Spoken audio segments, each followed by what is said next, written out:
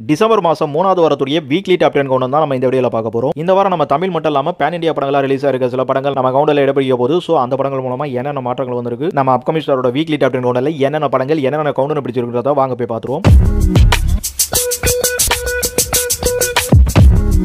நம்ம கவுண்டரில் 10வது இடத்துல பார்க்க போகிற படம் UI. இந்த UIன்றது ஒரு கன்னட படம், பேன் இந்தியா படமாக ரிலீஸ் ஆகுது. நம்ம உபேந்திரா தான் ஹீரோவாக நடிச்சிருக்காரு. அது மட்டும் இல்லை, அவரே தான் இந்த படத்தை டைரக்டும் பண்ணியிருக்காரு. நம்ம உபேந்திரா கன்னடத்தில் நடிச்ச நிறைய ஹீரோ படங்களை இங்கே தமிழில் பார்க்கும்போது நம்மளுக்கு தாறுமாறா தக்காளி சாஸ் வாயிலேருந்து வர அளவுக்கு வந்துடும். அது மட்டும் இல்லாமல் மனுஷா அங்கே நிறைய படங்கள் டைரக்டும் பண்ணியிருக்காரு. ஸோ இந்த படத்தையும் டைரக்ட் பண்ணியிருக்காரு. ட்ரைலர்லாம் பார்க்கும்போது ஸ்டார்டிங்கில் என்னடாதுன்ற மாதிரி தான் இருந்தது. ஆனால் கொஞ்சம் ஏதோ பிரம்மாண்டமாக பண்ணி ஏதோ KGF இன்னொரு KGF மாதிரி நான் கன்னட சினிமாவில் கொடுப்பேன்ற மாதிரி அங்கே நிறைய பேர் சுற்றிட்டு இருக்காங்க. ஸோ நம்ம உபேந்திரா வந்து நான்லாம் பழைய பீஸ் நான் கூட விட்டுருவோம் அப்படின்ற மாதிரி வந்திருக்காரு.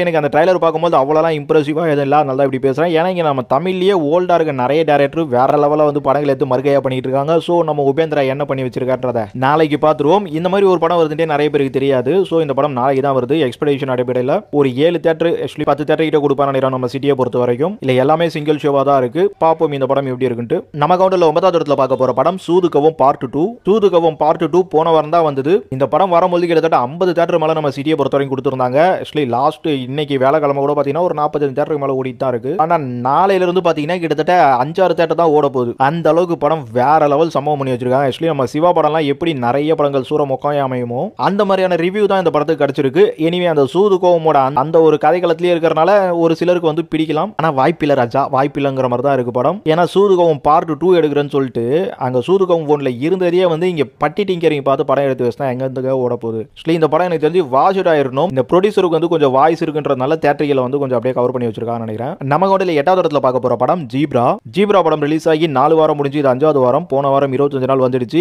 இந்த வாரம் இந்த படம் எந்த தேட்டரிலையும் ஓடல. லாஸ்ட் வீக் ஆக்சுவலி இன்னைக்கு வேலைக்கிழமை வரைக்கும் கூட ஒரு 2 ஸ்கிரீன்ல ஓடிச்சு. அதாவது 28 நாள் நம்ம தமிழ்நாட்டிலேயே பார்த்தீங்கன்னா 2 ஸ்கிரீன்ல ஓடி கம்ப்ளீட் பண்ணிருக்கு. ஆக்சுவலி இது ஒரு தெலுங்கு பைலிங்குவல் படம் தான். நம்ம தமிழ் ஸ்டார் பிரியா பவானி சங்கர் சத்யராஜ்லாம் நடிச்சிருக்காங்க. ஆக்சுவலி அதுலயும் சத்யராஜுக்கு வந்து ஒரு செம கேரக்டர் தான் சொல்லி ஆகணும். ஏன்னா அந்த படமே வந்து ஒரு கேரக்டர்ஸ்னா வேற லெவல் பண்ணியிருக்காங்க. இப்பெல்லாம் இந்த ஸ்கேம் பண்ற மாதிரியான படங்கள்ன்றது வந்து ரொம்ப வேற லெவலில் பேசப்படுது. ஸோ அதில் ஒரு ஸ்கேமை பற்றி இங்கே ரொம்ப சூப்பராக பேசுனது மட்டும் இல்லாமல் அதில் செம்ம கிறிஸ்பான ஸ்க்ரீன் பிளே, ஒரு வில்லன் இல்லை ஹீரோ இல்லை டபுள் ஹீரோ, அது மட்டும் இல்லாமல் கிளைமேக்ஸில் இவங்க மெசேஜ் சொல்லி முடிக்கிறது, லவ், எமோஷனாலிட்டி எல்லாத்தையும் இந்த படத்தில் வந்து செமையாக வச்சிருக்காங்க. ஸோ அதனால தான் இந்த படம் இந்த அளவுக்கு செம ஒரு ரெஸ்பான்ஸ் எடுத்திருக்கு. படம் அநேகமாக OTTல வந்துருச்சுன்னு நினைக்கிறேன். ஸோ பார்க்காதவங்க மிஸ் பண்ணாமல் பார்த்துருங்க. நம்ம கவுண்டில் 7வது இடத்துல 2 படங்களை பார்க்க போகிறோம். இல்லை முதல்ல பார்க்க போகிற படம் லக்கி பாஸ்கர் படம் ரிலீஸ் ஆகி நாளைக்கா இன்னைக்கா தெரியலைங்க 50வது நாள். ஆனால் இப்போ நம்ம தமிழ்நாடு தேட்டரில் இந்த படம் ஓடல. லாஸ்ட் வீக்லாம் பார்த்தீங்கன்னா ஒரு 10-15 தேட்டர் கிட்டே ஓடிச்சு.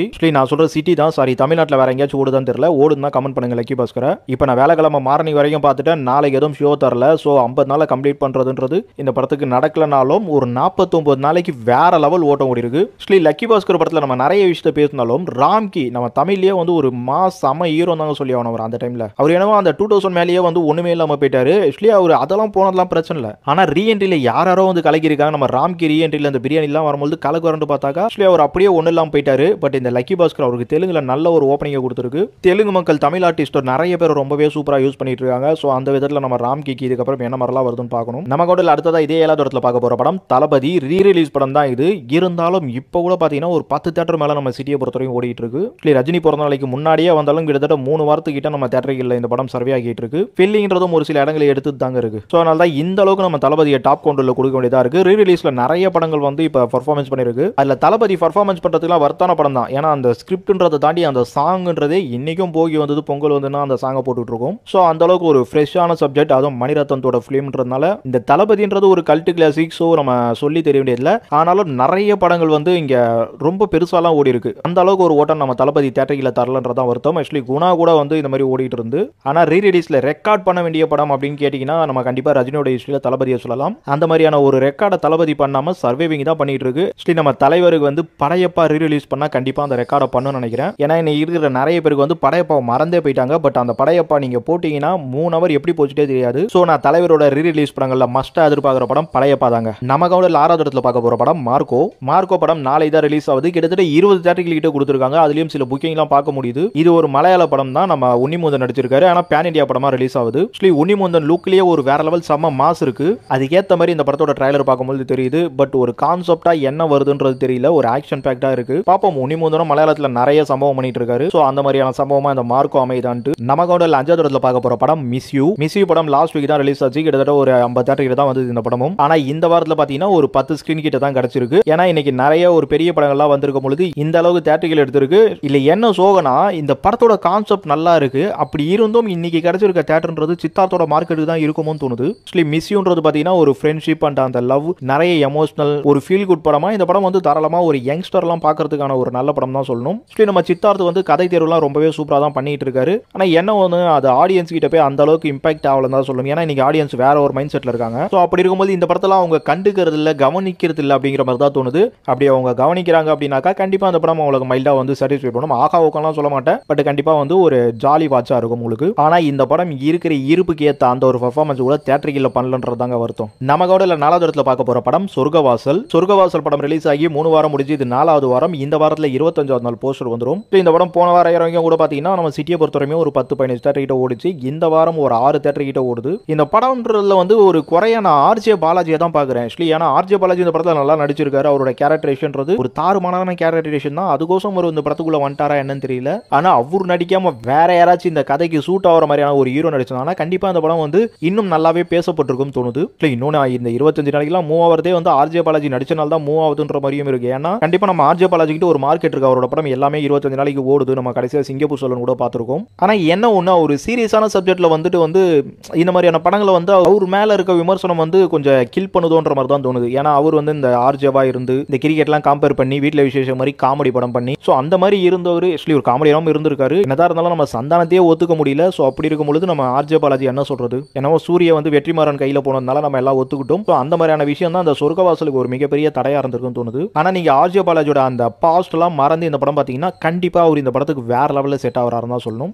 ஒரு விஷயம் சொல்லாங்க, இந்த சொர்க்கவாசல் வந்து இன்னைக்கு அப்படியே வந்து ஓரளவுக்கு சர்வே பண்ணி தியேட்டரில் ஓடிட்டு இருக்கலாம். ஆனா சினிமா மேல ஆசை இருந்து பாக்குற எல்லாருமே பாத்தீங்கன்னா இந்த படம் ஒரு டைம்ல பிடிச்சி அவங்க கண்டிப்பா சம ஸ்கிரிப்ட் நரேஷன்ல சம மேக்கிங்ல அப்படின்ற அளவுக்கான ஒரு படமா இந்த சொர்க்கவாசல் இருக்கும். நமக்கு 3வது இடத்துல பார்க்க போற படம் அமரன் படம் ரிலீஸ் ஆகியும் 50 நாள். இந்த படம் போன வாரத்திலயும் பாத்தீங்கன்னா ஒரு 6 தேட்டர் கிட்ட ஓடிச்சு. அடுத்த வாரத்திலயும் அதே 6 தேட்டர் கிட்ட இந்த படம் கண்டினியூ ஆகுது. ஸோ அப்படி பாத்தீங்கன்னா அமரன் படம் 50வது நாள்லயும் 6 தேட்டர்கள் கிட்ட ஓட போகுது. அமரன் வந்து ஒரு வேற லெவல் எல்லா சைட்லயும் ரெக்கார்டு பண்ணிட்டு இருக்குன்னு பார்த்திருக்கோம். அது அப்படியே பூஸ்ட் அப் பண்ற மாதிரி இந்த 15th டே ரன்னிங்ன்றத ஒரு 6 தேட்டரிக்கல் அப்படின்றது வந்து சிட்டியை பொறுத்த வரைக்கும் சொல்றேன். இன்னும் தமிழ்நாட்டு லெவலில் பாத்தீங்கன்னா இன்னும் தேட்டரிக்கல் நல்லா இருக்கும். நம்ம கவுண்டர்ல 2வது இடத்துல 2 படங்களை பார்க்க போறோம். இல்ல முதல்ல பார்க்க போற படம் முபாசா தி லயன் கிங். இந்த படம் நாளைக்கு தான் ரிலீஸ் ஆகுது நம்ம தமிழ்ல. இது தமிழ் கிடையாது, ஆனா ஹாலிவுட் படம். பட் தமிழ்லயே பாத்தீங்கன்னா கிட்டத்தட்ட எக்கச்சக்கமான தேட்டர்ல ரிலீஸ் ஆகுது. அதாவது நம்ம சிட்டி மோட்டல்ல தமிழ்நாடு ஃபுல்லாவே பாத்தீங்கன்னா இருக்கிற செகண்டரிக்கல் தேட்டர்ல எல்லாத்துலயுமே நம்ம தி லயன் கிங் தான் ரிலீஸ் ஆகுது. ஏன்ட்டு பாத்தீங்கன்னா இந்த படம் 2019 வந்து ஒரு அவ்வளோ பெரிய ஹிட் அடிச்சிருக்குன்னு சொல்லலாம். நம்ம தமிழை பொறுத்த வரைக்குமே கிட்டத்தட்ட 50 நாள் ஓடி இருக்கும். அப்பவே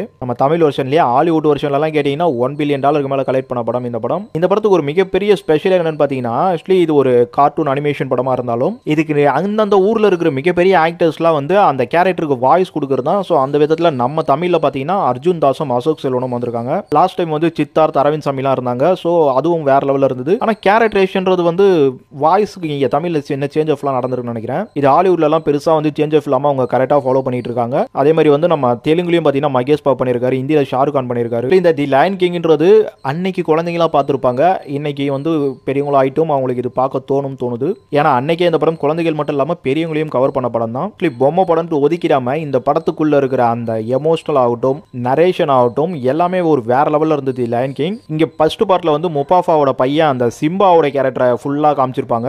ஆனா செகண்ட் பார்ட்ல முபாசாவே எப்படி வந்து கிங் ஆனாரு அவரோட அந்த சின்ன வயசுல இருந்தே காட்டி இந்த படத்தை எடுத்திருக்காங்க. நமக்கு அடுத்ததா இதே 2வது இடத்துல பார்க்க போற படம் புஷ்பா பார்ட் 2. ஒரே பார்ட் 2 தான் போங்க அப்படிங்கிற மாதிரி இருக்கு. ஆனாலும் இந்த வாட்டி இருக்கிற பார்ட் 2 எல்லாமே ஒரு செம எக்ஸ்பெக்டேஷன். இல்ல இந்த புஷ்பா 2 வந்து அதை சாதிச்சே காட்டியிருக்கு. எனக்கு கிட்டத்தட்ட 1500 கோடிக்கு மேல இது வரைக்கும் வந்து 2 படம் தான் இருக்கு. ஒன்னு தங்கலான், 2வது பாகுபலி 2, 3வது வந்து தாராளமா போயிடுச்சு புஷ்பா. இப்ப முதல் இடத்துக்கு போயிடுமான்ற அளவுக்கு இந்த படத்தோட ஓட்டம் ஓடிக்கிட்டு தான் இருக்கு. ஆனா என்ன ஒண்ணு ஒரு 2 உயிரை காவு வாங்கிடுச்சு இந்த படம் அப்படின்னு நினைக்கும் போது கொஞ்சம் கஷ்டமா இருக்கு.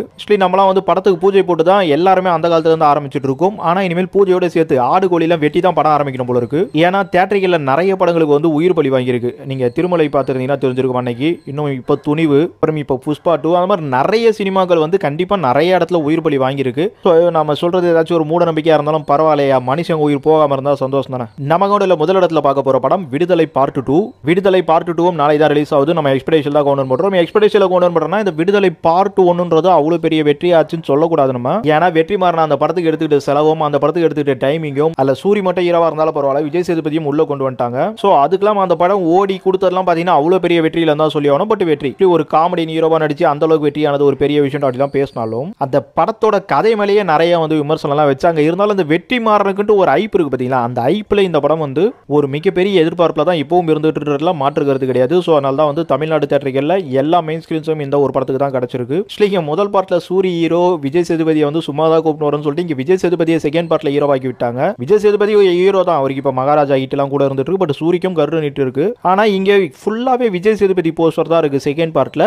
ஏதோ ஃபர்ஸ்ட் பார்ட்ல ப்ரொமோஷன் கோசம் யூஸ் பண்ணிட்டாங்க. பட் இங்க செகண்ட் பார்ட்ல வந்து சூரிய எங்கடா சூரிய தானே ஹீரோ இந்த படத்துல எங்கடா அவரை காணுங்கிற மாதிரியே இருக்கு. கதையில ஏதாச்சும் மாற்றம் பண்றாரா என்ன ஏதுன்னு ஒன்றும் புரிய மாட்டேங்குது. ஆக்சுவலி வெற்றிமாறன் வந்து ஒரு மிகப்பெரிய டைரக்டர். பட் பாரதி ராஜாவுக்கு இருந்த சின்ன கேரக்டர் இவ்வளவு பெருசா கொண்டு போறாருன்றதுலாம் வந்து எனக்கு இந்த படத்தோட ஸ்கிரிப்ட் மேலேயே ஒரு பெரிய ஒரு இது வருது. ஆக்சுவலி இது வந்து இன்னொன்று உண்மை ஸ்கிரிப்ட் எல்லாம் வந்து தழுவி தான் எடுத்துட்டு இருக்காரு. அது நிஜ கதைகள்லாம் இருந்துட்டு இருக்கு. ஆனா நம்ம வெற்றிமாறன் வந்து என்னைக்குமே வந்து தடம் பொருள மாட்டாரு. ஸோ அவர் என்ன வந்து கதைகளும் எடுத்தாலும் அதை வந்து நறுக்குன்னு தான் தராரு. அது கடைசி வரைக்கும் நம்ம எல்லாத்தையுமே விடுதலை வரைக்குமே கூட பார்த்தீங்கன்னா நம்மளுக்கு வந்து அது போர் அடிக்காம ஒத்துக்கிற மாதிரி ஒரு படமாக தான் இருந்தது. ஆனாலும் ரொம்ப ராவா அடிக்கிறீங்க அப்படின்ற மாதிரி தான் போச்சு. சரி ஓகே, நம்ம வெற்றிமாறனாலே ராவா தான் பண்ணிட்டு இருப்பாரு. பாப்போம் இங்க விஜய் சேதுபதி கேரக்டர்லாம் நிஜத்தில் கேட்கும்போது ரொம்ப நிறைய விஷயங்கள்லாம் மறைச்சு தான் எடுத்தாவணுன்ற மாதிரி இருக்கு. என்ன மாதிரிலாம் கொடுத்துருக்கான்ட்டு நாளைக்கு பார்க்கலாம். இல்ல லேட்டஸ்டா இப்போ மஞ்சு வாரியர் வந்து ரொம்ப ஃபேமஸ் ஆயிட்டாங்க. அந்த ஃபேமஸ் காரணமே வெற்றிமாறன் தான் சொல்லணும். அசுரனுக்கு அப்புறம் தான் அவங்களோட அந்த பீக் கொஞ்சம் அதிகமாக இருந்தது. ஸோ இங்கே வெற்றிமாறன் வந்து மஞ்சு வாரியரையும் யூஸ் பண்ணியிருக்கிறதுன்றது வந்து அவருக்கான அந்த ஆக்ட்ரஸ் மூவோட வந்து இந்த படத்தை ரொம்ப கம்ஃபர்டபுளாக கொடுத்துருப்பாருன்னு தோணுது. ஆனாலும் மக்கள் நிறைய பேருக்கு அந்த நம்பிக்கை வந்து முழுசா இல்லைன்னு தான் சொல்லி ஆகணும். ஏன்னா தியேட்டர்கள் அவ்வளோ பெருசாக ஃபில் ஆகாமல் இருக்கு நிறைய சீட்ஸ். இப்போ விஜய் சேதுபதி சூரி ரெண்டு பேருமே ஹிட் கொடுத்தவங்க. வெற்றிமாறனுக்கு ஒரு மிகப்பெரிய நம்பர் 1 டைரக்டர்னே சொல்லலாம். அப்படி இருக்கும் பொழுதும் இந்த படம் ஹவுஸ்ஃபுல் ஷோஸ்ன்றது பார்த்தீங்கன்னா ரொம்பவே கம்மியாக தாங்க இருந்துட்டு இருக்கு. படத்தோட ரிவ்யூ தான் இந்த படத்தோட அந்த ரெக்கார்டை வந்து நிர்ணயிக்க போது அது என்னவா இருக்குன்றதை நம்ம நாளைக்கு பார்த்துடலாம்.